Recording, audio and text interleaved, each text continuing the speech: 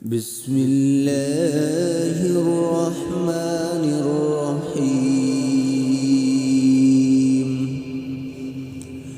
ألهاكم التكاثر حتى زرتم المقابر كلا سوف تعلمون ثم كلا سوف تعلمون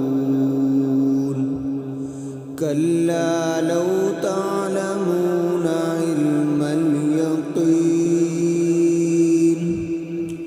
لترون الجحيم ثم لترونها عين اليقين ثم لتسألن يومئذ